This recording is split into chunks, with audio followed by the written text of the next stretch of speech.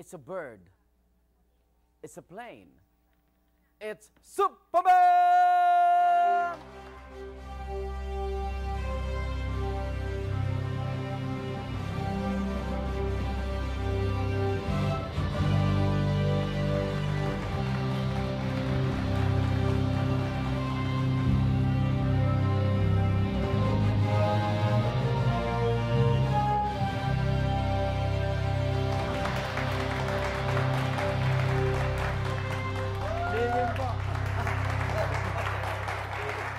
Oy, welcome ha. Oy, salamat.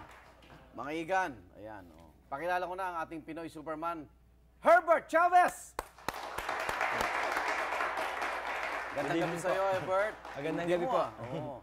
Talagang bata ka pa lang si Superman na iniidolo mo? Opo, mula 4 years old. Mula nung nagkamulat ako sa mga superhero. Oo. Superman yung... Anong meron si Superman na talagang hinangaan mo siya? Kasi nung bata ako, meron kasi sa pelikulang Superman 2 na binuhat nung bata na parang tapi pa lang siya na-red. No? So parang naisip ko ako yung bata na yon. Sa gabi napapanaginipan ko na ako din yung bumubuhat. Tapos continuous na naano ko na parang hanggang lumaki na ako, parang idol ko na si Superman. Pero iba iniidolo siya, pero ikaw gusto mo makamukha. Bakit? Bakit pati yung itsura niya gusto mo magaya?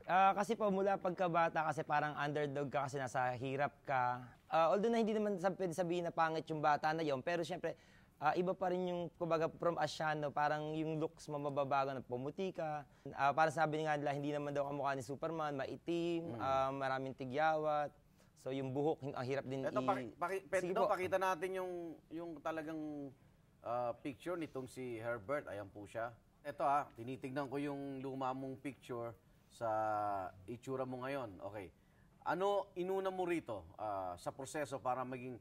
Sino ba ginaya mo? Maraming Superman Sino ba naging ano na po kasi si Christopher Reeve. From comic books. Si Christopher Reeve, ginaya niya sa comics. Pero nagkaroon na ng Christopher Reeve image yung Superman. Siya na yung ginagaya ng mga sumunod ng mga artista. Pero ang dami nagsasabi dito, si Brandon Routh daw ang kamukha mo, yung huling gumanap. Yung huling-huli po, kasi syempre, nung nga na-discover na yung pag-Superman ko, yung mga sumunod na retoke ko nitong mga nakaraan, na sinunod nung National Geographic, kasi nung ginawa ako nung time na yon, sinundan nila yung mukha nung statue. So parang yun yung... Ito yung sinundan? Opo. Okay. So parang ang naging, ang medyo pagka sa ibang picture namin, ang pinagkaiba lang, pag tumitingala ako, yung sa akin, Pilipino pa rin siya kasi medyo bilog pa rin yung ilong ko. Yung ilong. Pero yung sa kanya, triangle. So parang yun yung pababago ko pa if ever na ano. Wag na, okay na yan. Lagyan mo lang toothpick man. Hindi, ito, Herbert, no? Anong inuna mong proseso dito? Dito po sa ilong, inuna to, nilagyan to na, palibasa po, ito na po, akin na po yung buto, so dinagyan po yun ng laman dito, 1998. 1998? Opo. Magkano ginastos mo doon? Yun po, nagtatrabaho ako nun as nag-aayos, nagsakasal, nagme-makeup po sa kasal. Yung pamilya po yun, lahat po ng pamilya yun, nagparetoke sila. Turok-turok lang naman po kasi yun So, nirigalo nila sa akin yun. Sinama nila ako sa pamilya na bilang nila doon sa package na kinuha nila. Okay. So, anong sumunod na pinaritoke mo? 2000 po, pagkagaling ko ng trabaho from Saudi, medyo may ipon na rin, pinagawa ko po yung baba. Bilog anong ginawa sa baba mo? Klepchin po, yung Superman Ay, Klepchin. Opo. Pagkatapos ng baba? Sumunod na po, yung sa labi. Bakit? Anong problema? Manipis po yung labi ko sa una. Okay. So, pagka nalagyan ng water gel, yung parang collagen, ganun po. So, ito, pinapakita natin yung transition ng... Anong pinakahuling niretoke sa mukha mo? Nung huli po, bali, ginupit pa yung ilong ko. So, ngayon, wala ka nang papabago? Wala kang planong pabago pa? Kung sa edad na lang po siguro yun. Kasi syempre, pag tumatanda ka, parang i-maintain mo na lang yung itsura. Yung youthfulness ni Superman. Parang yung, syempre. Pero kasi bukod sa mukha, kaya umabot siya sa record ng nasa 13. Kasi gawa yung 3 sa tiyan, tapos nagpadagdag ako dito sa balakang. Anong tiyan?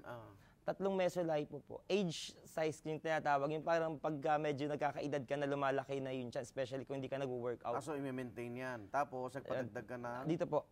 Kasi nagme-male pageant din kasi ako. Dito po sa may, dito sa parang pinakabalakang. Okay. So, para kinorte yung ano. Pwede mo malaman mga magkano yung nagastos mo? Sa gastos po kasi dahil nga nagme-male pageant ako dati, bali, nape-premyo ko siya sa mga contest. Yung iba sponsor siya, so nakakalibre madalas. Pagka-endorser mo yung ano. Okay.